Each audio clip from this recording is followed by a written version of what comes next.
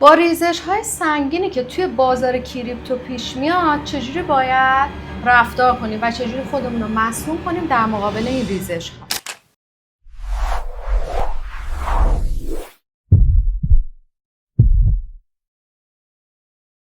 اول از همه شما باید بدونی که تو چه بازاری داری فعالیت میکنی. هر بازاری ابزارهای مناسب خودش رو داره که مثل تکنیکال یا تحلیل‌های بنیادی به شما کمک نمیکنه، چون هیچ اقتصاددان، هیچ پیشگو، هیچ رئیس بانک مرکزی هیچ جای دنیا نمیتونه دقیق پیش بینی کنه که قراره چه اتفاقات اقتصادی تو سطح جهان بیفته و روی هر بازار چه تأثیری بذاره. پس فقط صرفاً دانش شما کافی نیست و باید ابزارهای مناسب رو هم به کار ببرید. این بازار یک بازار سهامی هستش که به شدت پرنوسان و پرهیجان. این بازار هنوز پخته نشده، حجم زیاد پول توش وارد نشده و یک مارکت کپ خیلی کوچیکی داره و قابلیت رشدهای خیلی خوبی هم داره. چون مارکت کپش کمه، هیجانات و نوسانات در بازار زیاده، پس معاملات کوتاه مدت روزانه نباید انجام بدیم و باید رو تایم فریم های بالاتر و بلند مدت تر شما تحلیل ها و پیش بینی هاتون رو انجام بدید.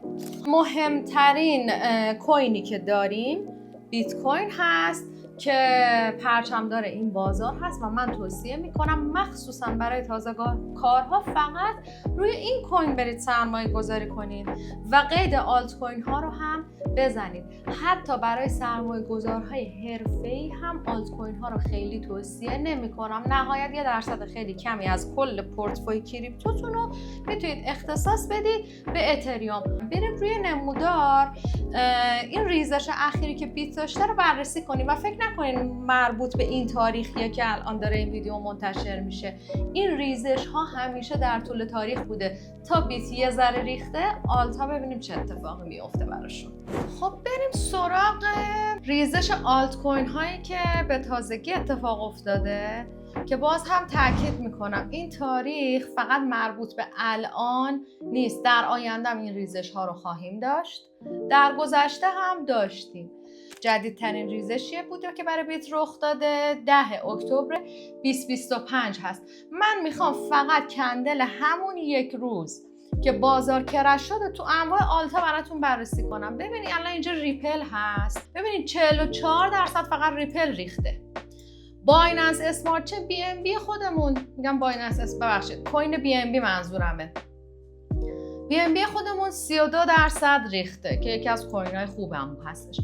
آدا 67% ریزش داشته. بریم سراغ دوج کوین که انقدر همه تعریفشو میکنن، 63% ریخته. کیک خود من اصلا یه مدت سرمایه گذارش بودم و استیک میکردم اون رو، 63%. چقدر باید شما ریسک پذیر باشی که بگی آقا اوکی من انقدر ریسک پذیریم بالاه، میام یه کوینی میخوام که 3 تا 70% هم بریزه.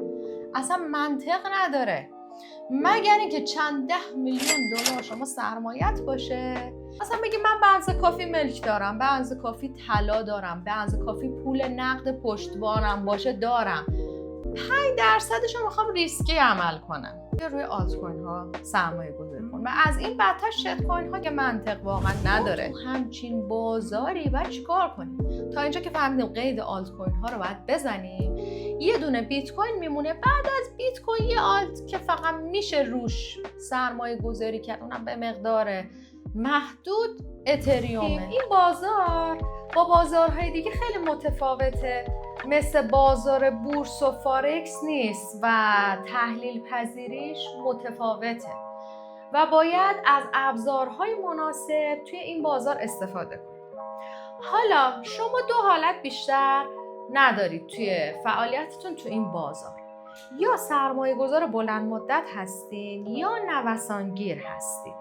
اگر سرمایه گذار بلند مدت هستین فقط توصیه به خرید بیت کوین میشه اگر ریسک پذیریتون کمه. اگر تحمل ریسک پذیریتون بالا هست، هر چقدر که کل سبد کریپتویتون یا بیت کوینتون هست میتونید 10 الی 20% رو هم به اتریوم اختصاص بدید و دیگه سراغ آلت های دیگه نمیرید. بهترین روش همون DCA هست که قبلا در مورد طلا من این روش رو توضیح داده بودم. من ویدیوی DCA هم براتون میذارم. ما توی این روش بدون توجه به قیمت به صورت منظم هفتگی یا ماهانه خریداتون رو میکنین، بیت کوینتون رو انتقال میدید به ولت و با افق دید سرمایه گذاری بلند مدت هستید. حالا برای دسته دوم، نوسانگیرها.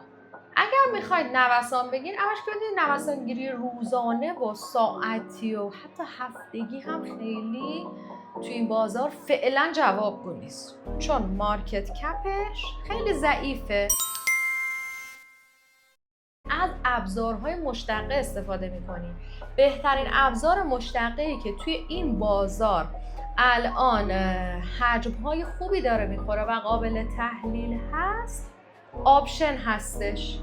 شما میان از قراردادهای آپشن استفاده میکنید. یک پریمیوم یا به اصطلاح خودمون یه حد ضرر خاصی برای شما مشخص میشه که همون اول پرداخت میکنین و از اونجا به بعد اگر بازار در جهت قراردادی که خریدید پیش رفت، توی سود میرین. اگر هم نه، یه حد ضرر مشخصی داشتین که در قالب پریمیوم که انگار معاملتون رو بیمه کردید باهاش پرداخت کردین و خیلی سیف و امن هستش. که البته برای گروه اول که سرمایه گذاران بلند مدت بودند هم توصیه می شود اگر بیت کوین رو دارید تو بازار اسپات میخرید و انتقال میدید به ولتتون برای نگهداری، در کنارش قراردادهای آپشن پوت رو هم خریداری بکنید تا در مقابل ریزش های بازار بتونید ریسکتون رو تا حد زیادی پوشش بدید. اگر دوست داشتید میتونید برید سراغ آموزش های معتبر بازار آپشن و توی این بازار اقدام به فعالیت توی کریپتوکارنسی کنید. امیدوارم مطالبی که گفتم براتون مفید بوده باشه. اگر علاقه‌مند به سرمایه گذاری شخصی هستید، پیشنهاد میکنم سابسکرایب کنید و با فعال کردن زنگوله از جدیدترین ویدیوها مطلع بشید. و همینطور با عضویت در کانال تلگرام من از جدیدترین اخبار بازارهای مالی مثل طلا، بورس، مسکن، ارزهای دیجیتال و فارکس میتونید بهره‌مند بشید.